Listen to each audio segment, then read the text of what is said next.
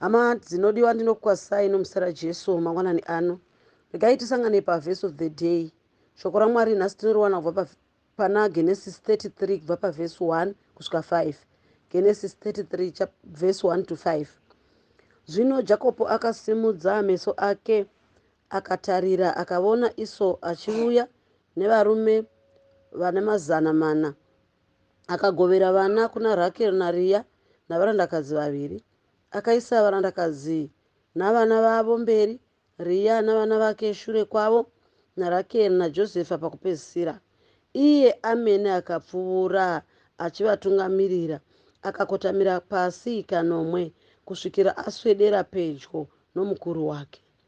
Ipapo Esau akamhanyira kundosongana naye, akamumbundikira, akawira pamutsipa wake, akamusveta, vakachema vose. Akasimudza meso ake akaona vakadzi navana akati, ava vaunavo ndivanani? Iye akati, ndivo vana vakapiwa muranda wenyu naMwari nenyasha dzake. Mwari wokudenga varopafadze shoko ravo mangwanani ano. Tapa thimu kushoko raMwari yokuti rudo runotsvaga Jacob. Jacob naEsau vari mabrothers. Nerimwe zuva Esau ndiye wakanga ari mukuru. Unonzi abva kusango, kana tikaverenga Genesis chapter 25 verse 31. Abva kusango achinzwa nzara. Unoti ndipowo supu kumunun'una wake yakanga yakatsvukira. Munun'una woti kana uchidawo ndikupe tengesere udangwe hwako. Mukoma ari kunzwa nzara, ari kufenda. Munun'una woti nditengesere udangwe hwako. Naizvozvo Esau anotengesa udangwe hwake nokuda kwesupu, nokuti nzara yakanga yamubata. Saka utangwe kunotogwa naJacob. Tozoenda pana Genesis 27 paverse 34.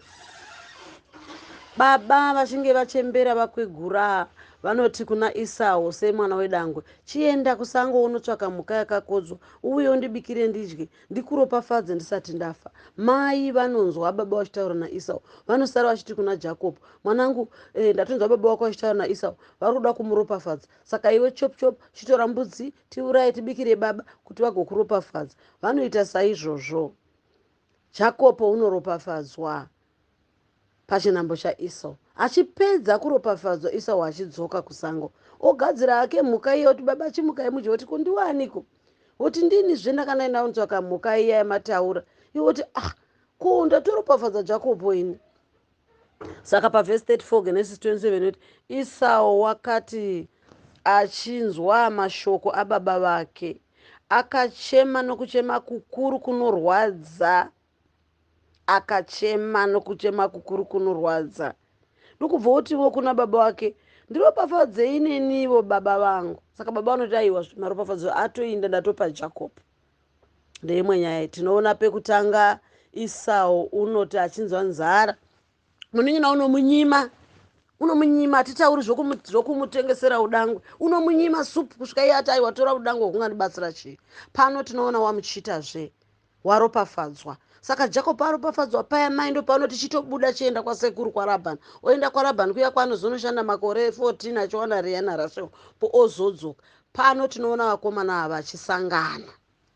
Mukoma achienda achisangana nomunun'una wake. Rudo runotsvaka Jacob. Rudo runotsvaka Jacob. Pamusoro pezvose zvaakaitirwa, unotsvaga hake munun'una wake. Vanonzi vanombundikirana, vomusveta, vowira pasi, vochema. Iwe una rovere rudo rokutsvaka Jacob munun'una wako? Nezviya zvaakakuitira, unogona here kumutsvaka ugomumbundikira, ugomusveta? Nhasi vadikani, pari kutsvagwa rudo runotsvaga Jacob. Munhu ane rudo runotsvaga Jacob. Munhu ane rudo runotsvaga mwana wamai vake, mwana wababa vake, zvisinei nezvatakaresverana. Munhu unorangarira kuti tichikura taidya mundiro imwe. Munhu unorangarira kuti tichikura taivata mujira rimwe. Hazvinei Jacob wakandichita, Kuda paripo patakachitiwa, vamwe takabirwa mari nevana vamai vedu, vamwe takarambiswa varume nevana vamai vedu, vamwe tikatorerwazve varume kana vakadzi nevana vamai vedu, vamwe tikatadzirwa zvakagozha, vamwe mabhizinesi edu akabhuroka nokuda kwevana vamai vedu. Asi pano pari kutsvagwa munhu nerudo runotsvaga Jacob. Rudo runotsvaga Jacob. Rudo mwoyo unoregerera, unorwadziwa kana munhu achifunga mwana wamai vake. Vamwe kutaura kudai vakatobhuloka vana vamai vavo. Vamwe kutaura kudai havane hanya nevana vamai vavo, unongoti ariko kuHwange, ariko kuUK, ariko kuZimba, haanei naye, haanei nekumutsvaka. Nasi pari kutsvagwa mudikani, rudo runotsvaga Jakopo. Rudo runotsvaga Jakopo. Chivonai zvinoizoita Jakopo. Unouya nevakadzi vake nevana, unonzi unovasiya. Iye opfuurira mberi achienda kunosangana naEsau mwana wamai vake, kusiya vakadzi nevarandakadzi nevana. Vadikani pazhinji takainvolva vana vedu mumagarages edu nehama dzedu. Kazhinji takarondedzera vana vedu. Pari kutsvagwa munhu usingarondedzeri mwana. Makaresvegwa hongu, regai kujoinisa vana.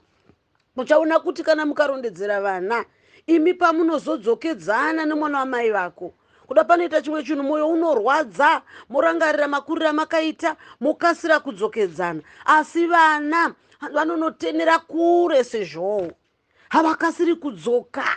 Nedzimwe nguva munhu anofa akasiya vana vachingowana magarages nana baba munini nana vatete, nenyaya yokuti wakavarondedzera. Asi pano tinoona Jakopo haana kuda kuinvolva vana. Jakopo haana kuda kuinvolva madzimai. Vana mai muripo here? Musapindira nyaya dzevana vanyamunhu. Vana mai musapindira nyaya dzevana vanyamunhu. Kunyange vakatashurana vakabudisana ropa, kunyange vakakanganisirana vakadlirana mari, kunyange vakachitana vakaita sei, musapindira. Vana raSheonariya vakatosara, Jakopo oenda achinosangana naEsau mukoma wake. Vanosvika vachihagana, vachikisana, vachiwira pasi, vachichema vose. Nasi pano pari kutsvagwa munhu une rudo runotsvaga Jakopo. Mudikani wakakanganisirwa nomwana wamai vako. Wakakanganisirwa iwe. Imagine aiwanga uriwe. Pakutanga hoyo wakamutorera budangwe. Amunyima kumunyima supu. Kusvika amutorera budangwe. Hoyo wazomutorera maropafadzo. Asi Esau unotsvaka Jakopo. Mudikani wakakanganisirwa zvipi? Zvingani zvawakakanganisirwa? Zvakakura sei zvisingaiti kuti udzokedzane nomwana wamai vako? Nasi pari kutsvagwa munhu unoti apedza kunzwa mharidzo iyi, obata foni yake, otsvaga mwana wamai vake. Nasi uchipedza kunzwa mharidzo mudikani, tora foni yako utsvage mwana wamai vako. Uti uripi? Mochema mose nomufaro. Vana mai, kana makanga mambopinda munyaya dzevana vanyamunhu, zvakanaka murege vana vanyamunhu vayanane. Ivo vayananisi, mugonzi vana vaMwari. Muchavona kuti kana munhu akarondedzera mukadzi wake kuti vatete avo vakashata, bamunini avo vakashata, iye paanozodzokedzana nemwana wamai vake, mukadzi unosara ari kokoko, nokuti unokonera kure sezvou, haakasiri kudzoka. Saka zvakashata kuinvolva vatorwa. Nyangwe nana maivo vazhinji mukati memamarriages avo vakasitaura, kumusha kwangu bhudhi unoziva ibenzi, bhudhi itsotsi, unoziva paya paya unoroora paya, bamukuru vaya ndo vaida kutodla mari, vatete vaya ndo vanga vakaomesa zvinhu, achirondedzera murume wake. Asi gare gare kwanzi kwaitwa function kumusha, tadi kutumira vatete mari, tadi kutumira bamunini mari, wadzokedzana nehama dzake. Asi murume unosara akabatira, ndava unokonera kure sezvou. Chikonzero muchiona pandufu, vanhu vachiita zvibinge, munhu pachake afa, vanoti murume uyu wakanga asingabata hama yedu zvakanaka, wakambotiudza kuti rimwe zuva wakambomurova, wakambotiudza kuti waimboita zvana marwei, wakatiudza. Asi ivo vakanga vatokangamwa zvana marwei, vatokangamwa zvekurovana, vatodzokerana. saka munhu anokonera kure sezvo zvakanaka nhasi hama dzangu tive norudo runotsvaka Jacob, rudo runotsvaga mwana wamai vako. Iwe uri papi nomwana wamai vako? Makaresverana? Kuresverana kwamakaita kungakunda here kuweterana kwamaita muri mumachira muchifuka jira rimwe? Nedzimwe nguva iwe usina kutoweta uchinyepeka kuti ndiye akaweta. Kwaiva kuresverwa kauko, asi muchingoyanana, muchingodanana. Nedzimwe nguva muchidya mundiro imwe mwaingozokambura opedza kana kutora nyama yose makarivara. Asi makangokura muchingodanana muchingonzwanana zvakangodaro. Nedzimwe nguva mwachirohweswa namai ari asina chaaita achinzi ndiye, asi muchingodanana muchingoyanana. Ko nhasi zvamaresvegwa zvakakura sei? Mudikani pari kutsvagwa nhasi munhu ane rudo runotsvaga Jakopo.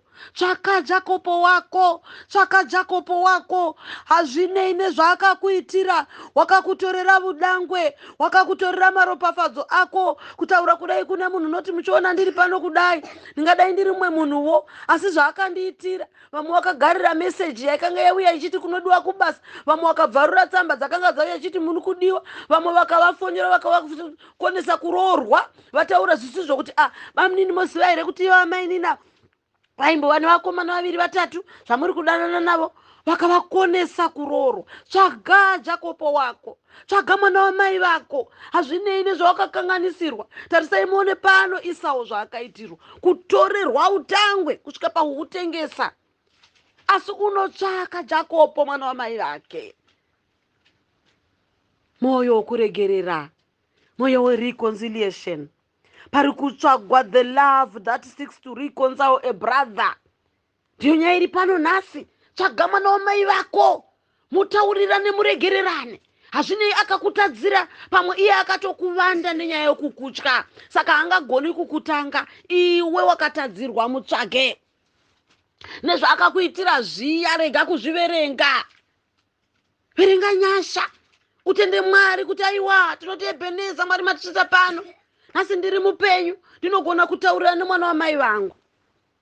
Uchaona Jakopo unonzi anowira pasi kanomwe, kureva fullness. Kanomwe mubhaibheri inoreva fullness.